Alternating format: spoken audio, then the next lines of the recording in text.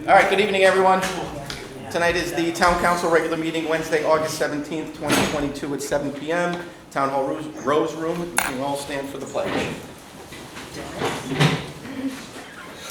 I pledge allegiance to the flag of the United States of America and to the republic for which it stands, one nation, under God, indivisible, with liberty and justice for all.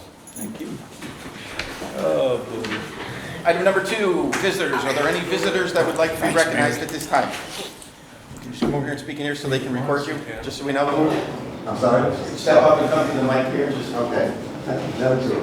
But I'm the spokesperson. Okay. Okay, is this good enough? Yeah. Oh, okay. My name is Tony Raucci, R-A-U-C-C-I, and I have been a Clinton resident for the last 47 years. I'm here tonight to discuss an issue that has come up in the last 3 years. And since a neighbor has sold her house and has moved away, and a new family has moved in. I live at 106 Old Nod Road, which is on the corner of Country Village Lane, for which those two gentlemen over there live. And that's my wife, she lives with me. So, they moved in about 3 years ago, and there's been problems. But the main issue, which I'm here for tonight, is to help the Clinton residents, like myself, not have to go through what I've gone through in the last year. And that's in order to get a light policy, a residential light policy, outdoor lighting policy in Clinton, like so many other towns have lighting, and I know we don't have a sound ordinance either, so, but this is strictly right now lighting. About a year ago, they installed a light on their garage. Their garage faces the side of my house, which has 2 bedrooms. And they put a light there, which is a high-intensity LED. To me, it's a commercialization light. It's not a residential light. So it's a motion sensor light, which is only supposed to go on during motion sense, okay, cars, people. This light, over the last 3 months, has been going on every 6 to 10 minutes, all night long. I have approached them when they first put the light in, and they told me that they can do anything they want on their property. There is no ordinance, which they're right, okay? So every night, my wife has to take a sheet, she has to put it on the window to block the light because it lights up both our bedrooms as bright as having a light on in your room. It also goes down my hallway, and it also shines on 3/4 of my property, for which I have brought a photograph. This is taken from my bedroom window. Okay? So from there I went to Kathy King, which is the zoning ordinance officer.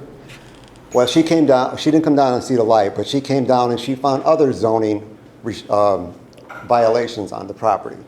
So she dealt with those. But she did me the favor of calling him up and asking him to please reconsider or do something to, to change the situation. He told her that he can do anything on his property, and there was no violation because there was no law. So from there I went and talked to a number of police officers.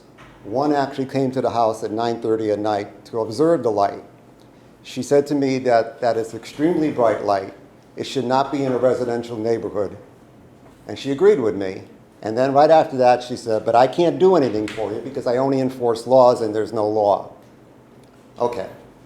So now we have this problem, and the last police officer who came to me, I told him the whole story, which I'm not going to burden you guys with. But he said, I would strongly suggest that you do not speak with your neighbors again. Because if it gets into a fighting match or a yelling match, then I could be arrested for disturbing the peace. So I said to him, okay, fine, I won't do that, but you're telling me that disturbing the peace is yelling at somebody, but playing loud music, dogs barking all the time, and this light is not disturbing my peace? Well, again, he came to me and said, there's no ordinance on sound or lighting. So I'm here to present that to you guys to see maybe if you can come up with some sort of ordinance for the town of Clinton so other people don't have to go through what I'm going through with this neighbor. I mean, these neighbors here are wonderful, okay? And they've observed the light. You know, during Christmas, they actually intentionally shined a laser light in my bedroom. So I had snowflakes all night long. So, and Pat was the first one to tell me that because I didn't see that. So it's like, you know, give me a break, okay? So that's what I'm here for tonight. I'm here to see if you can come up with some sort of law so the cops can enforce it when something like this occurs. Now, I've been advised to go and speak with the police chief, and you know, but again, speaking with him is only going to give him my story. He can't do anything, and I'm in a boat. I'm just in, you know, I mean, you know, a motion sensor light should only go on when it's a motion sensor. Okay, that maybe I can deal with because it's only, you know, there's not much motion out there at night in our town. Okay, but when the light goes on every 6 to 10 minutes, and for no reason at all, it turns itself off and on, whether it's calibrated wrong or whatever the light is, and I can't go over and it wouldn't make a difference if I went over and said that because it doesn't make a difference with these people. So that's why I'm here. Thank you very much. Okay, thank you. And you guys come. Oh yeah, one other thing. Yeah, no. I mentioned the traffic. Patrick Rogers, R-O-G-E-R-S, 3 Country Village Lane. Live right next door to Tony. I've been there for about 4 years, owned the property for about a year. Yes, that light is, how far would you say your house is from that light, yardage-wise? About 600 feet. If you want to come over and have puppet shows on the side of Tony's house, that light is perfect for it. It illuminates his whole property, as you can see in the photo. One thing I have an issue with is when I come on that road and turn, it does activate the light, just normal traffic going down Country Village Lane. And that light, I can't see anything. There's trash cans in the street and stuff like that. I'm afraid one day somebody's going to hit something there. The neighbor said that he uses for security, for stuff in his driveway. He's got a Bobcat, looks like construction machinery. There's a van up there on a jack with no tires that's been there for well over a year. We've had the town look into like registration plates. I know there was like an ordinance saying only one registered vehicle can be on the property. It's a lot of safety hazards there. That light is just the newest thing on the list. Sound, a lot of loud noises. They play radios.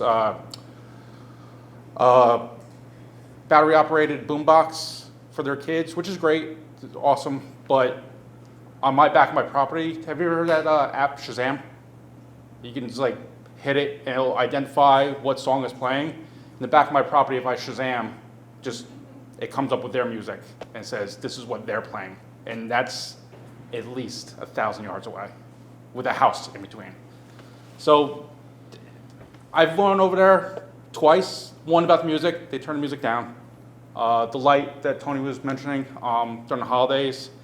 It seemed like it was by accident that like one of their laser lights that was on the house, you know those like those Christmas laser lights. They have a dog. Dog might have knocked it over. I went over there. Can you move that back? It's kind of like shining in his house and kind of hitting my house. They did eventually, but then it kept on happening. More of like, is it really happening by accident now? It's what's going on. So we've had chats, but same thing. I don't want to get in confrontation or anything like that. He's actually come over and he's like, have you ever had a problem with me? Come talk to me. And I'm like, I'd much rather go through the town and just see if there's ways. So, but yeah, that's what I say. Thank you very much. As a council, obviously, we can have a conversation about this at an upcoming meeting to discuss if there's something that we may be able to do in the town. So thank you for coming forward. Do you want to leave this with the Yeah. council? You're welcome.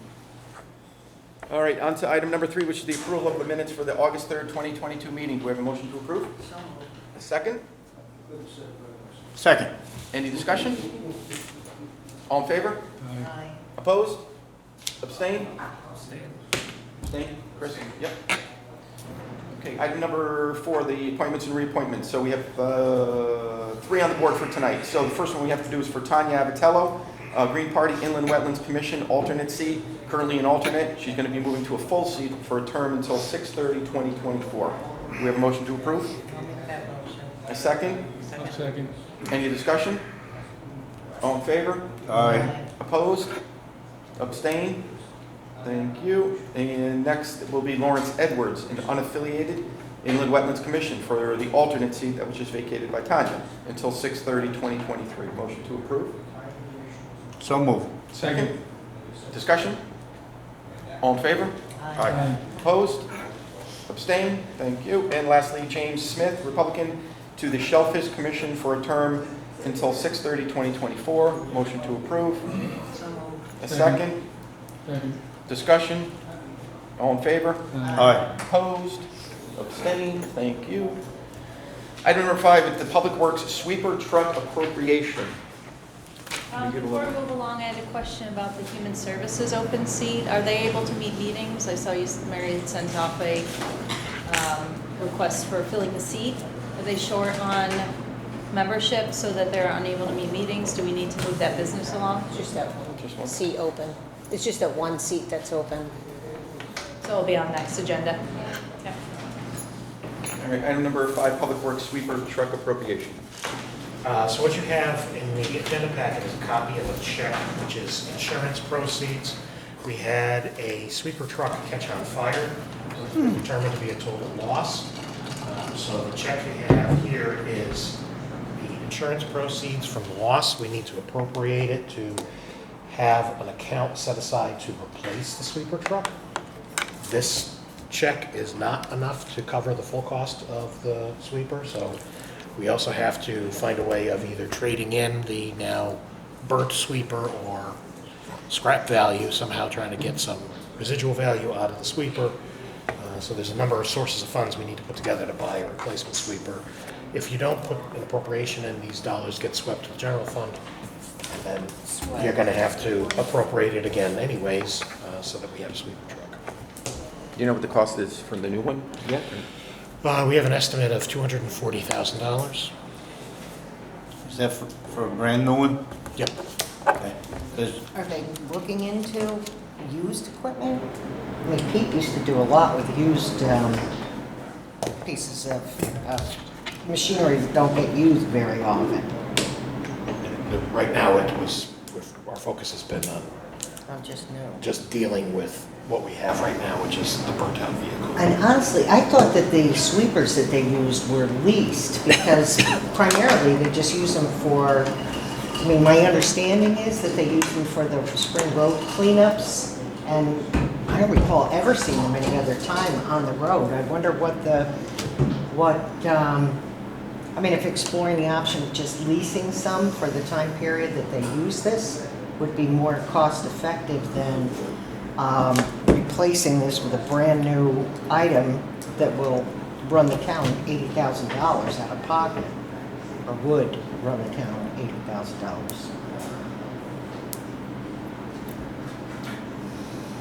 Is that something that Public Works could look into? I mean, would that be a task for them, or would that get thrown back at you? If you want the research, I'll do the research. I think from an accounting standpoint, we need to have these dollars locked up in some fashion so that they Oh, yeah, definitely. don't disappear. Definitely, yeah. So that's all you're looking for tonight? Yes. Just say so. Oh, I thought we did. So we just for Well, I just hope they explore other options. so we just need a motion for the Public Works sweeper truck appropriation. Creating an To create a new appropriation account. for a public works sweeper truck. Yep. Make that motion. In a second? Second. Further discussion? All in favor? Aye. Opposed? Abstained? Thank you. I'm assuming these are all year-end transfers. Is that where we So now we have, the Stanton House lease agreement first. So that is, This is the twice-a-year agreement we have with the Stanton House, maintaining a lease for a slice of property that currently has a playground on it. The playground went to the Pearson School. We've been continuing the lease that was in place with the Board of Ed, paying the Stanton House $2,500 for every 6 months. that we are on their property. Parks and Rec was supposed to be exploring removing the playground equipment to another location. I've had a number of back and forths with Bo on that to get it moving as a project. I think his original location, something else has happened, so he's trying to figure out where to put it. Funding is in place already and has been provided as carryover already to pay for the removal and replacement of the equipment. This is just part of our usual 6-month renewal with the Stanton House. Questions? Motion then to authorize town manager to sign a new lease agreement with Stanton House? Yep. Anybody? Anyone? I'll make the motion, get it on the floor. Second? Second? Discussion. Yeah, just how long are we gonna do this thing? I happen to agree with the town manager here. This is an ongoing thing because Park Rec is dragging their feet about where they're gonna put that playground. Yep. Let's get it done. Well, I already told Bo that he doesn't need to move the whole thing. If there's pieces maybe that work better down at the beach playground, then we'll pull those pieces out and we'll put it in down at the beach. If there's other stuff that should go somewhere else, then it should go somewhere else. It doesn't have to stay together as a matched set, but the project has to move and the stuff has to get off the property. It's not our property, and this is totally disassociated from any conversations on Pearson, because this is not, it's on property the town doesn't own. It's on property someone else owns. We need to get the equipment off of this other people's property. Where the thing goes after that, that's a different discussion. I mean, we have another little playground up there at IROC Yeah. by the baseball field. Yeah, And there's in the back. certainly a lot of room there. They could put the other pieces there if they can't fit at the beach, but I just think it's, you know, redundant that we keep doing this over and over. They gotta move. They gotta get this done. Yep. So, Great. Don't disagree. whatever it takes to tell them, let's get it done. I mean, the IROC thing all the way in the back too. I mean, there's There's plenty of grass places. fields. Next to nothing back there. Yeah. That's a great idea. Yeah. When is the lease, when do we owe the lease? What month? It's It's a continuous biennial, so there'll be there's a July to December and then a January to June, so it matches our So you're fiscal. talking about the December to July? be done. This It would be can't- the July 1 to January. Or July 1? Okay. A little late to have it moved before that. It's paid. We have to pay that. Years. I know. What are you Chris, gonna you're do? on Can't force Park it? and Rec, aren't you? Yeah, What was the last vote they took on moving the equipment? I think Carl's right, that, you know, they said they're doing it, but it's just taking forever. I don't know. Yeah. No, I mean, in terms of where they're moving it, the decision where they're moving it, has that been made? He said that the property that he picked before isn't viable anymore, but I don't know what that is. I guess, the only other thing is that should emphasize to them that it needs to get done. I mean, is the contractor in place to move it?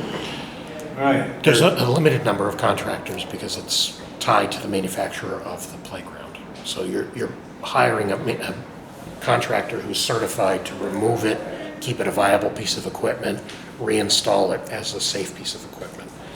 If you just rip it out of the ground with a backhoe, the safety of the equipment is in doubt, and it's probably scrap value at that point. So, but do they have somebody? Have they talked to somebody? Do you know anything? Yes, so Bo had talked to somebody, and they did have a contractor lined up. It's the location, and Okay. I'm not sure what the process is on determining the location with the commission. If we pay this one, we'll have to pay the next one because this isn't going to be moved in December.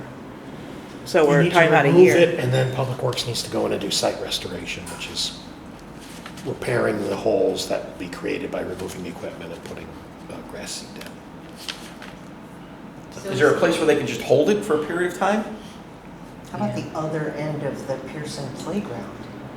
I don't think you want to leave a pile of metal equipment out in public, so it would be Well, just to get it off the something to be secured. I think the point that is like Carl said is you need to hire somebody who's certified in this playground to take it apart and put it back together. Otherwise, it's not safe. So Bo has the specific contractor to do that, Yeah. and he's had them in place for a while. And I'm just unclear on where the Park and Rec stands on the location, and if that is what's up in the air, or, That seems to be what's up in the air, is where they're gonna put it. And I've already told Bo, I don't care where you put it. It's not my decision where you put it. You can put some of it at the beach, you can put some of it somewhere else. You wanna keep it all together as a unit, and then find a park to put it in. You gotta find a location to get it, to put it there. so it sounds like we just need to get back with the chair of Park and Rec and ask them to make a decision at their next meeting as to where it's gonna go. All right. Anybody else? All in favor? Aye. Opposed? Abstain? I hope we don't have to do that again. We'll have to do it one more time, as Carrie said, right? Because this thing ends in December. We've had some mild winters. Oh, okay, I'm with you, if we can do it, yeah. I'm with you, Carol, if we can do it. All right, item number 7, line item transfer requests. We have 17. Yep. I'd be more than happy to have everybody, has everybody reviewed them, gone through it, if they have any specific questions on them, and then just do it all as one, as opposed to going through all individual 17. I already read through. I read through them. Is there any I question? read through them all. Any questions on any of these? I just have a question that I should probably know the answer to, so I should ask it. I noticed that a lot of this is coming from the general government contingency on a number of these pages, and I'm wondering what contingency we have left at the end of this. I was just curious. Which one? I'm not seeing, It's on the last page. Oh, I see it a lot. Let's see. General, okay, this is on building. It's on It's page the last 13 of, Hang on, hang on. Can I speak? Yeah, come on, Sue. Okay. Oh, There is, yes, building, human services, and tax collector each needed transfers from contingency, which totaled $18,700 to cover their transfers. Building, the reason they were way over was because of their accrued time payouts for 2 people leaving in that one. In the package, I gave you an update on the contingency fund balance calculation. I also put it in there as of June 30th, 21. So I think it's down to 94,000 for June, if those transfers are approved. All the other transfers were able to be covered by transfers within their departments. Those were the only 3 that needed transfers outside of contingency. That's why we have contingency. yeah. Anybody else? No? I make a motion that we approve all the transfers of fund requests that are submitted by the various department heads and the finance director. second. Any other further discussion? One more question I forgot to ask. Yeah. So I noticed that the decrease came out of the police overtime. So does that mean that overtime has gone down? It must, right? Great. Yeah, they've been doing a pretty good job Well, it's on less than most budgets. holding their overtime. And at the last police commission last week, they said that they're well under for the year, so yes. Okay, Anybody else? that's a good thing. All in favor? Aye. Opposed? Abstained? Thank you. Item 7, Finance Director's Report. Sue.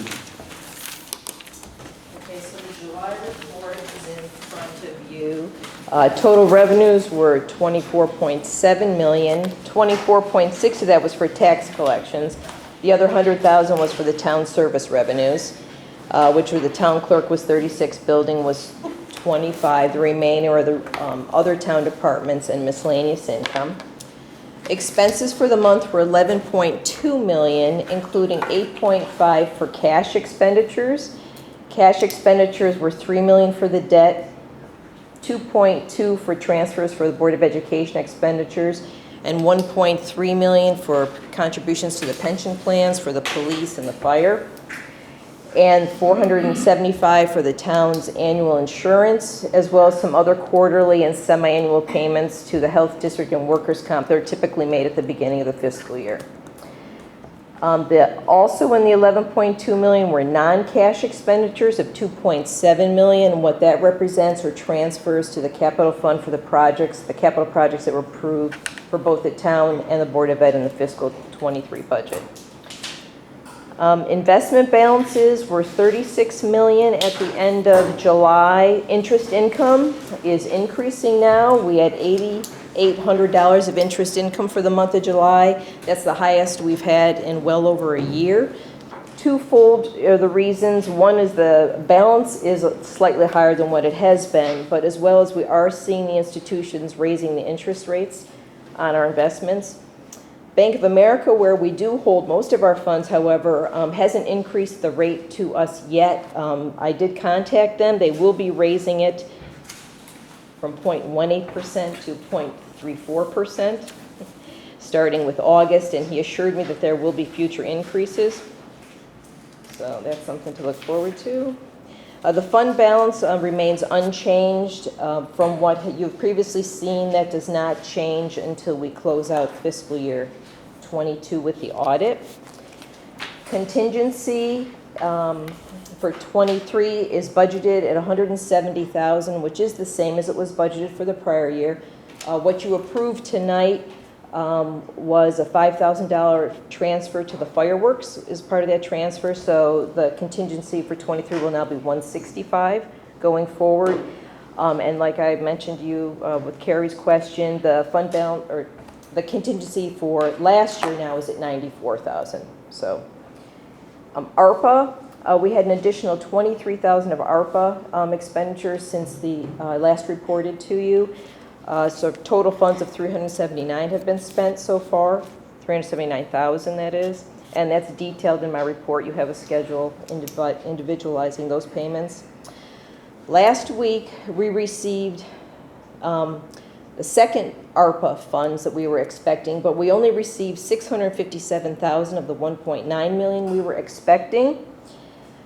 OPM sent us an email and said that the remaining amount should be received within 30 days of when they receive it from the Treasury.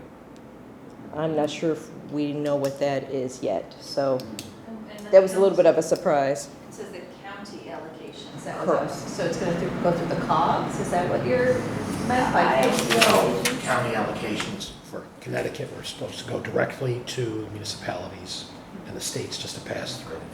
So when we got the original installment, the whole thing came in one deposit. Now it seems as if it's coming in two slugs, the municipal per capita piece and then the county piece, which in Connecticut flows. It does not go to the COG. It goes directly to Hartford, and Hartford's supposed to kick it down to us right away. And we don't know when that's going to be yet. I don't think we haven't heard anything more on that. So that's about all I have to report on the financials. Just my report talks about the things that are going on in our office. Obviously, working on the fiscal year 22 close. This past Monday, we closed all the encumbrances and purchase orders, and we asked that all invoices be presented. So now I'm able to finalize the transactions needed to close out the books. And also setting up the final balances for the capital projects for next year, because now we know where we stand on them. The audit has already started. They've been here doing their preliminary testing and reviewing internal controls and inquiry, and we're going back and forth with them. It's kind of a fluid process at this point now. Just because they're not physically here, we're still working with them on things.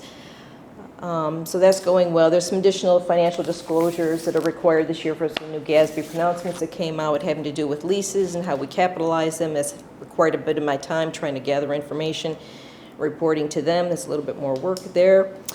And one other big item is that Mary and I helped assisted Carolyn over at the Board of Ed on closing out the New Morgan High School project with the state.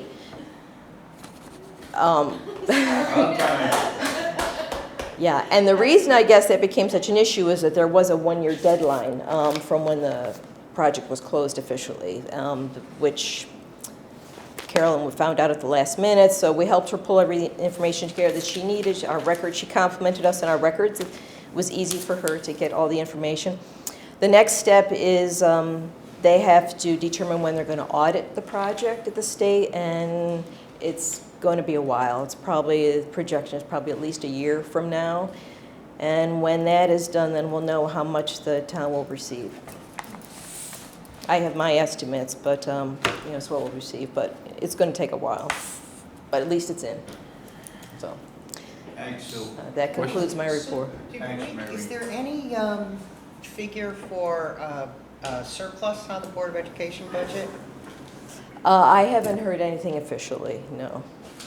I believe there's probably going to be something, but I'm not aware of that yet. I don't know if they've talked about that at the Board of Ed meetings. And in terms of, not to put you on the spot or ask you for, in terms of rough estimates, where your expectation of what would be reimbursed to the town? From the New Morgan High School? Well, I have a receivable that I recorded on the books a couple years ago of at least 1.2 million, which represents the 5% that they hold back on the 90% that they've already remitted to us. So I think it's at least 1.2. The part that I struggle with is for the amount of expenses that we hadn't reimbursed yet, which is about 4 million of expenses that we never submitted. I don't know how much of that they're going to determine to be ineligible, because there was a lot of other things going on. So that's the real unknown, and that's what's going to be the hardest thing to sort out, right? Because we no longer have Joe Kraus, obviously, and the project's so old, and we're losing our people and that. So I don't know. 1.2 to 2, I don't know. It's going to be a while. It's not going to be our call. It's ultimately Yeah. up to the state. We'll make that determination. They'll decide what's eligible, what's ineligible. And if they come down and audit, it'll be a much more involved process. So it's not really fair to ask Sue to opine on that. And they're in an upheaval there too, so they're way behind up there. So it's not going to be anytime soon. But in We terms were of always talking, when we closed that committee and now that committee, we were hoping at least if we could get 1 million, we'd be happy. and in We terms get of, $1 million out, because there are, as Sue said, a lot of Ineligible. ineligible. but in terms of due diligence, the amount of due diligence that was done for you to even come to somewhere of a reasonable estimate, I think is, Yeah, we those had, documents are thorough, and we know that we've checked Yep. everything from back, We have very good records. Mary has all the records upstairs. I have good records, on stuff. So we have everything. It's just a matter of that they have to go through it all. So Right. yeah. Anybody else? Question on the ARPA funding, it's a small thing, but just wondering, why are there like 2 line items for certain things, like Clinton Sailing Club has, instead of, why isn't it just under 1 line item? Why do you have? I listed Two- checks individually. I Okay. listed every single payment. I mean, just for disclosure purposes and actually for my record keeping. So So we sent them like just 2 different checks for whatever No, reason? one check went out and was never received by them, so then they had to they had to have a second check cut to them because the first check seemed to be misdirected. So Okay. the So- first check needs canceled. Okay, so it's So not 12. they were not approved to get, All right, that makes more they were sense. approved to get one, and one is lost in transit. I guess it's literally in the mail. Anybody else? All right, thank you, Sue. Thank you, Sue. Council discussions. Chris, could we by any chance put this item after the chairman's report and the town manager report? Because I asked things that Carl's going to answer. Listen. Good. All right. All right, I like that. You want to do that now? All right, make the motion to amend the agenda to move item number 9 to 11A. So moved. Second. Discussion? All in favor? Opposed? Abstained? Thank you. Thank you. All right, now we'll move on to item number 10, Chairman's Report. So a couple things. Mary made some changes to our website, so now there's a new senior calendar that's going to be on the homepage for our website. So should anybody ask any questions or you have any discussions with people when you're talking, please let them know that. Mary felt that it was going to be more accessible and easier for them to find on the website, so they wouldn't have to go through everything. So it's more accessible right on our front page. Reminder that the Summerfest and fireworks next Saturday start at 4 behind Town Hall. And lastly, don't forget, next Thursday, the 25th at 5:30 is the Pearson Workshop. I just want to make sure that, because people have been asking questions and talking about, obviously, they know about it now, so that it's going to be a workshop where the council discusses things amongst ourselves. So if people know that they're going to come, they can come, obviously, they can come to the meeting, but we're not going to be taking any questions from the people there. We'll have a public hearing, at that time to take questions from the public. So that meeting is just going to be amongst ourselves. You just said we'll have a public hearing, what? At a later date. At a later date. Right, we'll set that up. Obviously, we wanted to start moving forward, so we'll have the workshop, be presented the information from Carl, and then, we'll move from that point forward. So if people do ask, just please remind them of that, so that there's not any confusion. And that is it for me. Chris, is that on the website too? The fact that we're having a workshop, Pearson Workshop, is that somewhere? I guess if people, It's on the agenda center and the calendar. okay, so then that's how they found Yep. out about it. Actually, a workshop is just Right. us. I know, but people, obviously, it's a very hot topic, and Right. people are asking questions, and obviously, Right. it is what it is, and, if they want to come and they want to listen, they can come and listen. So, I'm not going to close the door, Yep. so. Anybody else? All right, town manager's report. So I'll give you a verbal report for this meeting. I do need you to amend the agenda. There's an executive session already on the agenda for real estate, but if you could include personnel matter to discuss with you. Okay. And Motion to add personnel to item number 13, second. Second. Discussion. All in favor? Aye. Opposed? Abstained? Thank you. and then following the executive session, there would be another item, which I guess would be 13A, which would be Public Works appointment. Sorry, I couldn't hear that, sorry. An action item coming out of executive session, Public Works appointment. Okay. 13A. Motion to amend the agenda to add Public Works appointment. So moved. Second. Second. Discussion. All in favor? Aye. Opposed? Abstained? Thank you. So I've done interviews with Peggy Adler for the Historic Grant Consultants, who would be looking at the Leffingwell and Commerce potential National Historic District. We'll probably be ready to make a selection on that one, refining the scope of work to make sure that there's a public engagement component to that. I know that was important to the council at the time, and Peggy agrees that there should be public engagement as part of this process. So I just need to make sure that that's clear with the number one pick, and that it's included in the scope and cost. The STEEP grant was filed with the state on Monday. It was $500,000 towards the communication project. And so we will wait to see the decision-making process coming out of the state on that one. Later this week, I have a meeting with the engineer to discuss next steps on the landfill project. So I'll be able to give you a more full report at your next meeting in September for where we stand moving that project forward and lining it up for DEEP permitting to approve the planned scope of work.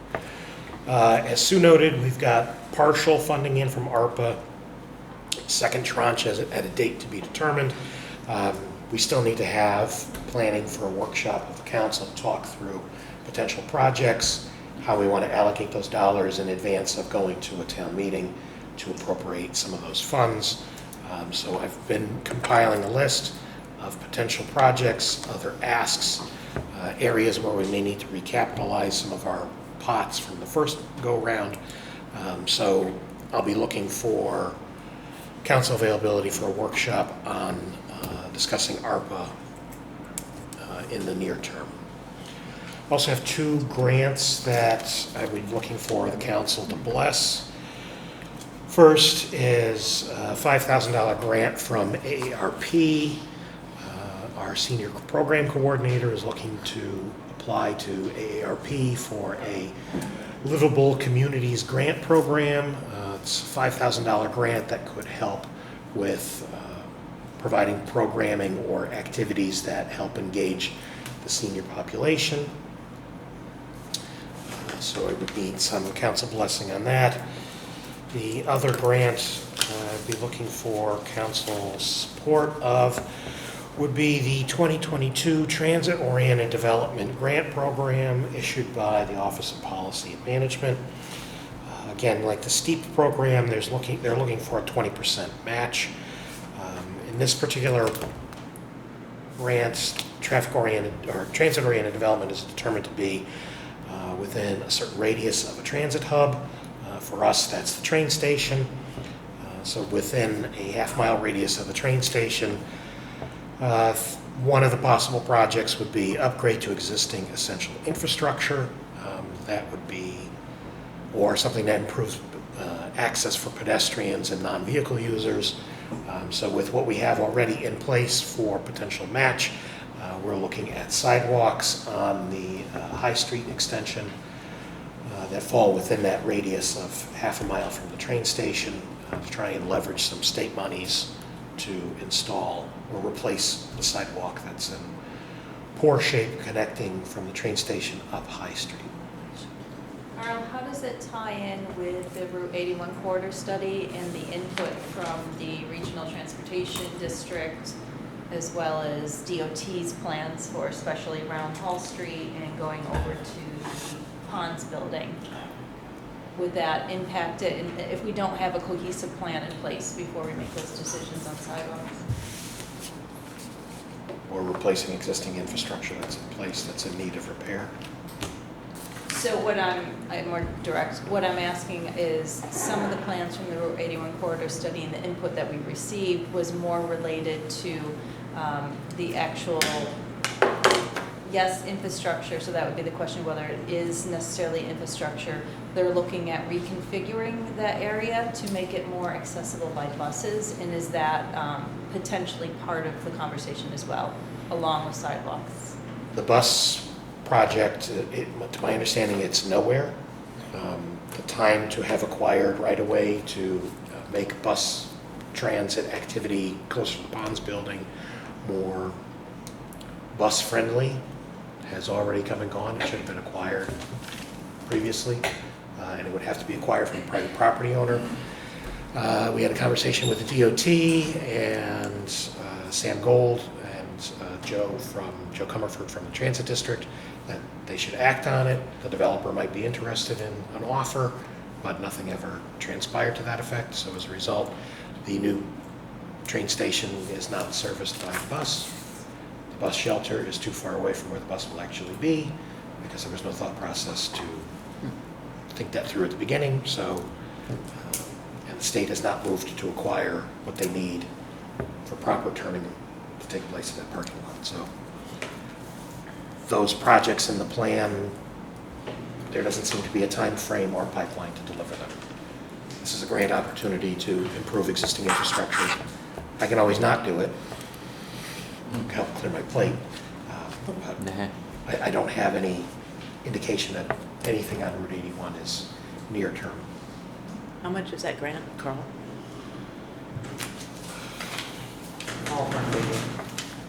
Well, what we would be asking for would be over $1 million.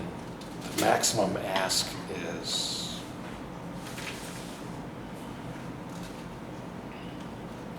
it's $5.8 million allocated.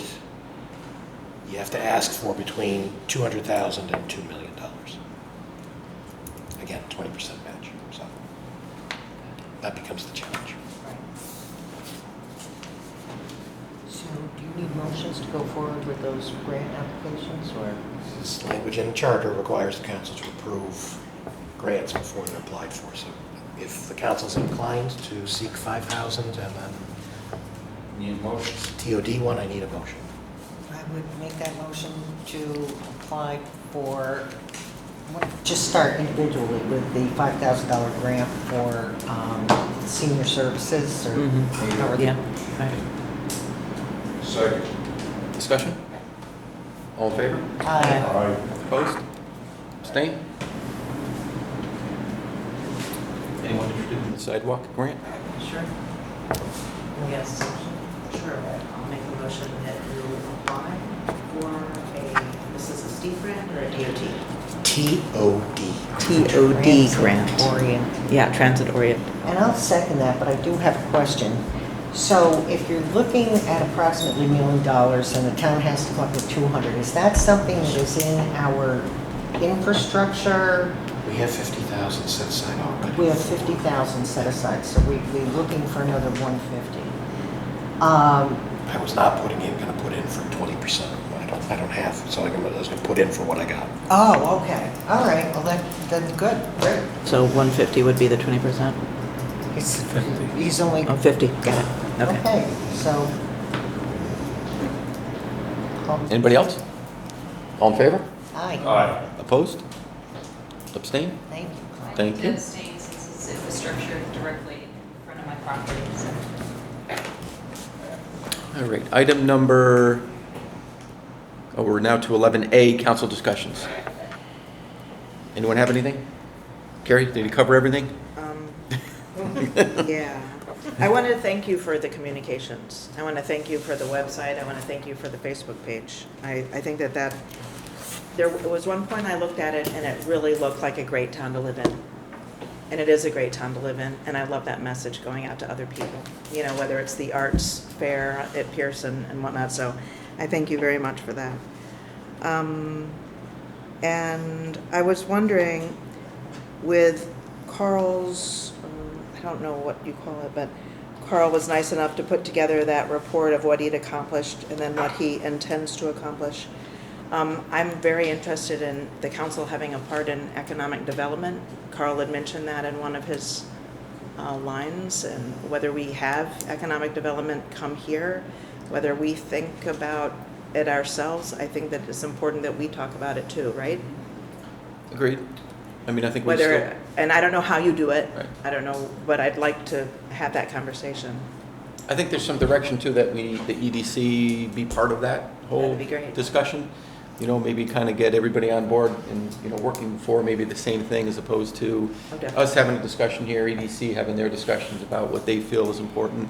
And then that way maybe it'll be a little bit easier for us to kind of all work towards the same thing so that we're all on the same page. Because a lot of times we talk about things, go to an EDC meeting and, you know, Tom comes back with some different stuff about what they're kind of working on. And maybe if we kind of work together and have a direction about where the town needs to go, and, you know, we have that single voice of kind of what we're all happy with working on, it might be better for all. Of course, that'd be great. Anybody? I have something I'd like to mention. And last year, prior to the entire budget season starting, we had that budget workshop with Carl, which I thought was extremely valuable, and I hope we're doing that again this year. And thinking about it this afternoon, it would be terrific if we had some information to work from I mean, last year what we boiled it down to was what percentage did we think we could live with as an increase in the budget, both the BOE and the town budgets. And personally, I would like to see some information from the Board of Education before we tackle the idea of what to say regarding their proposal. I mean, I'd like to know enrollment. To me, enrollment is always a critical factor.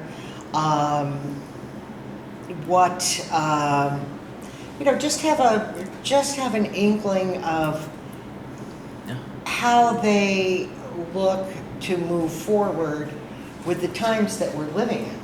I mean, you know, everybody's aware of how your dollar is being stretched to the max, and I'm just hoping that the Board of Education would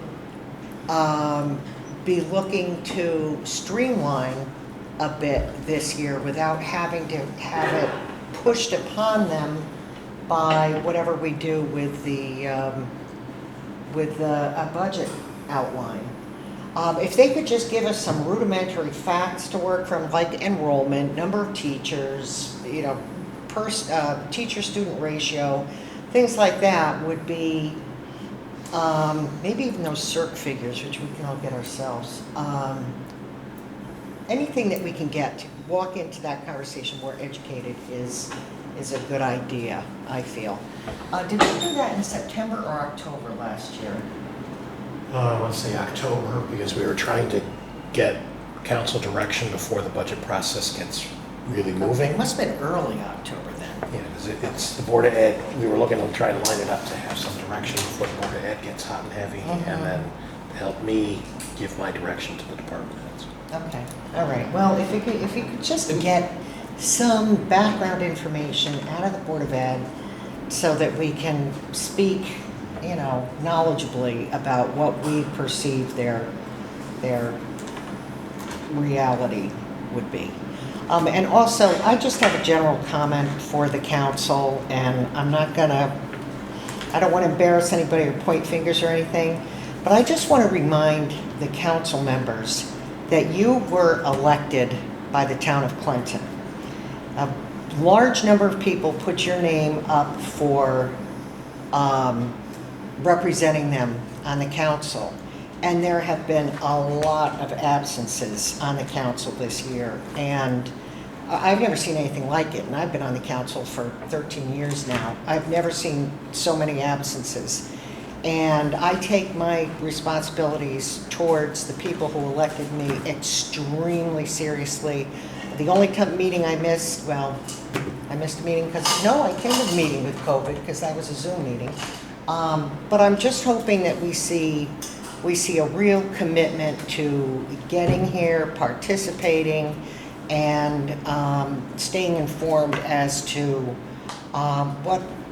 what we are doing to represent the people who put us here. And that's all I'm going to say. Carl, I've got input back from some of the folks who are receiving ARPA funds that would like a little better guidance of how they're supposed to report back and potentially use the funds. I don't know if there's any books or documents, pamphlets that have essentially gone out through other towns. I see CCM has provided some guidance, and perhaps it could be some sort of simplified version that could go out to all the recipients so that they are a little more clear that they're using the funds appropriately and or reporting it back appropriately. Well, those questions should be directed to me. I'm only aware of one entity that's asked the question, and it seems to have been a paperwork failing, where the individual who signed a grant agreement with the town did not apparently convey that to the person who's responsible for managing the money. So the grant agreement codifies what the reporting is, codifies what the eligible expenditures are. The grant agreement is the document that has all of that information in it. So other than this one entity, I'm not aware of anybody else, so if there's others, you should really be steering them back to me so that I can answer those questions. I think it'd be beneficial for all of us to understand the process as well. So if there is anything that's useful for us to help them as well, so we can communicate to them and then tell them to communicate to you, I think it's just... They should ask me. I gave them a grant agreement to review. Nobody had any questions on the grant agreement. The grant agreement is specific to the reporting that's required to come back. It tells you the date that needs to come back. The eligible expenditures was based on their application, and that's codified in the agreement.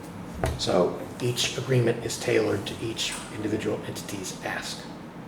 So again, if they have questions, they should shoot it back to me. If you're getting questions, you should direct them to me. Anybody else? Good.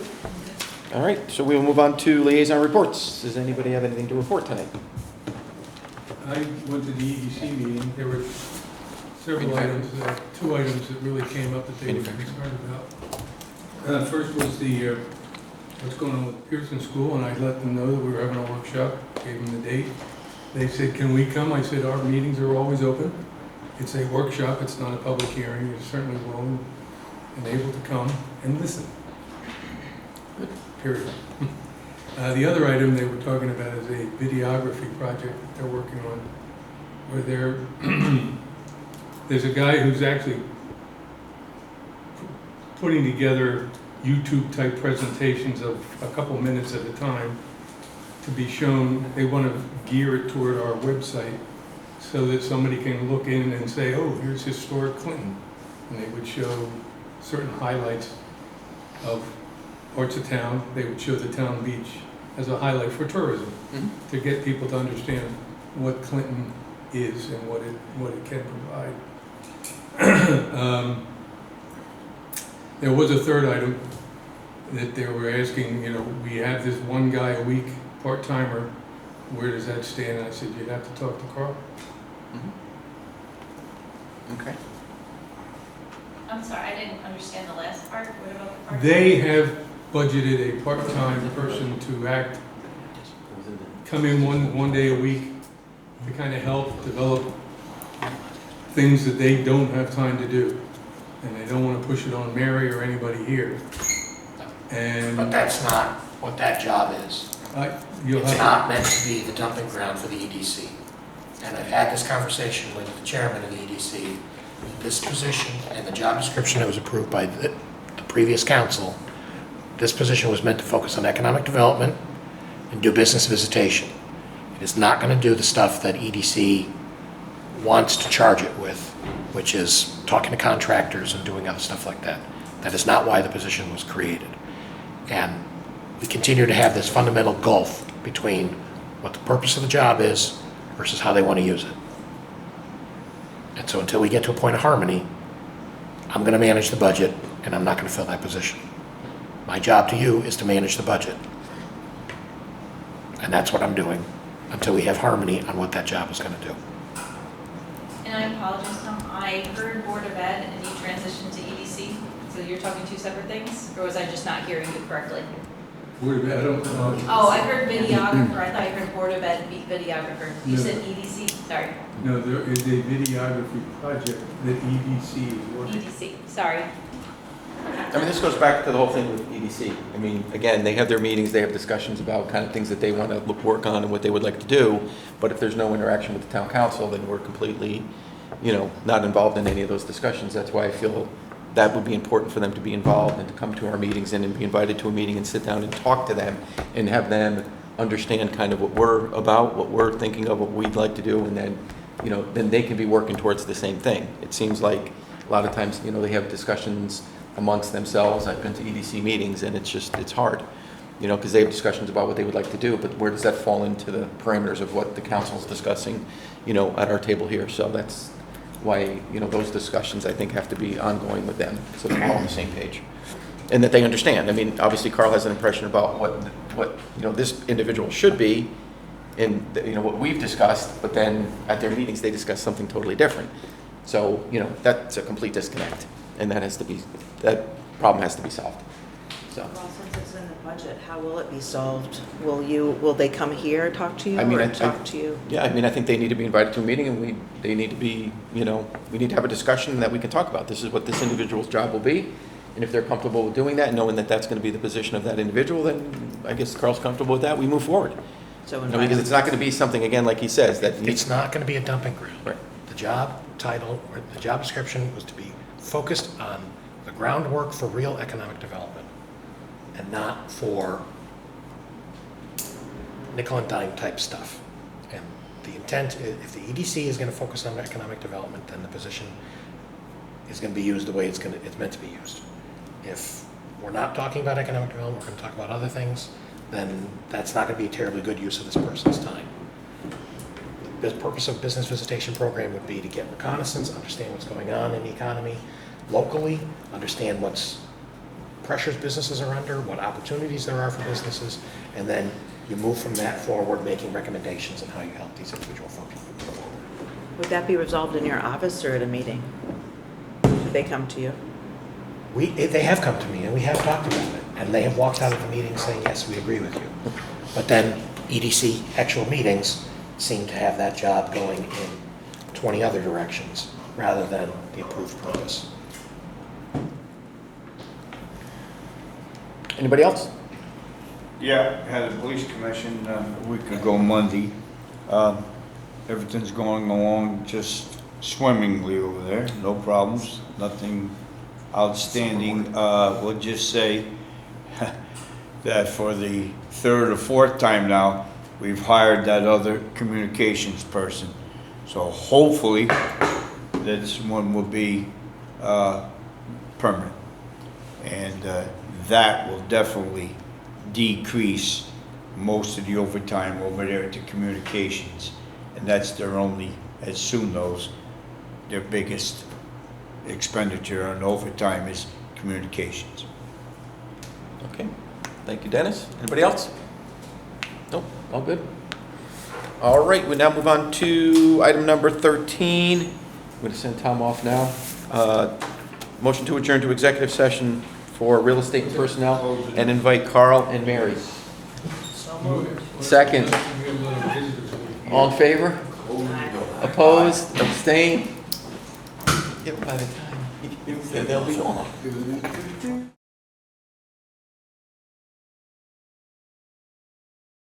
All right, we are back from executive session. We will move to item number 13A, which is a motion to move forward with a Public Works appointment. So moved. A second? Second. Discussion.